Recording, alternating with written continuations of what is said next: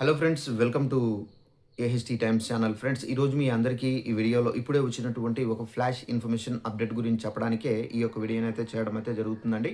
So ఆ flash information update ఏంటంటే, మన యొక్క తెలంగాణ రాష్ట్ర వ్యాప్తంగా రేపటి నుండి రేపు ఇళ్ళ నుండి బయటకు అయితే రాకండి. చాలా మనకు తెలంగాణ రాష్ట్ర వ్యాప్తంగా మనకేందంటే రేపైతే తీవ్రంగా ఎఫెక్ట్ అనేది జరగబోతుంది. అయితే ప్రమాదం అనేది దూసుకొస్తుంది.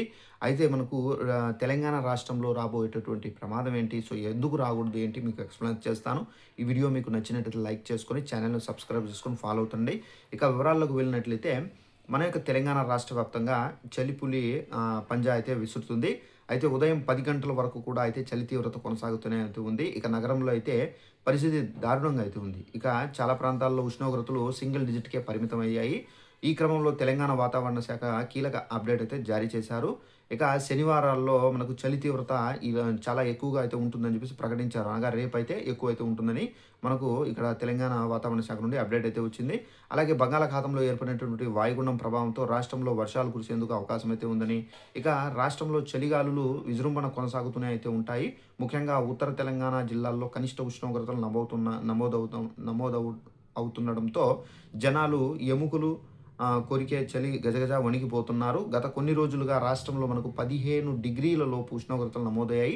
రాష్ట్రంలోని 10 జిల్లాల్లో ముఖ్యంగా సింగిల్ డిజిట్‌కే కనిష్ట ఉష్ణోగ్రతలు నమోదవుతున్నాయి. మరి ముఖ్యంగా సంగారెడ్డి జిల్లా కోహిర్‌లో 7.4 డిగ్రీలు అత్యల్ప ఉష్ణోగ్రత నమోదైంది.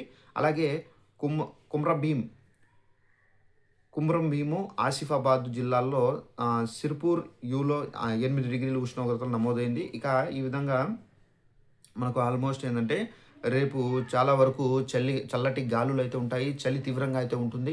సో ఈ చలి కారణంగా ఏందంటే ఎవరైతే ముసలివారు ఉన్నారో సో వాళ్ళైతే చాలా వరకు ఎఫెక్ట్ అవుతారు. కొంతమంది ఏందంటే ఈ చలిని వీళ్ళు కంట్రోల్ చేసుకోలేకపోవడంతో ప్రాణాలు కూడా విడిచే అవకాశం అయితే ఉంది. తెలంగాణలో రాష్ట్ర వ్యాప్తంగా జాగ్రత్తగా అయితే ఉండండి. సో మనకు ముఖ్యంగా ఇప్పుడు ఏందంటే బంగాళాఖాతంలో వర్షాలైతే మనకు అక్కడ ఏందంటే తుఫాన్ అయితే ఏర్పడింది కాబట్టి, సో దీని కారణంగా ఏందంటే మనకు మన యొక్క రాష్ట్రానికి తెలంగాణ రాష్ట్రం వైపుగా అయితే మనకు చల్లటి గాలులు అయితే వస్తాయి. ఇప్పుడు ప్రెజెంట్ ఏదైతే చలి ఉందో ఆ చలికి డబుల్ చల్లటి గాలులు వీస్తే గనక ఇంకా ఈ చలి అనేది ఎక్కువ అవుతుంది.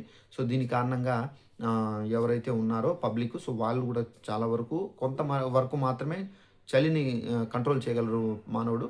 బట్ ఏందంటే ఎక్కువ ఉంటే గనక కంట్రోల్ చేయడానికి కూడా సాధ్యం కాదు. సో దయచేసి జాగ్రత్తగా ఉండండి. బయట అయితే తిరగండి. సో ఇదండి ఇన్ఫర్మేషన్. ఈ వీడియో నచ్చినట్లయితే లైక్ చేసుకొని ఛానల్ సబ్స్క్రైబ్ చేసుకోండి. Thanks for watching this video. All the best.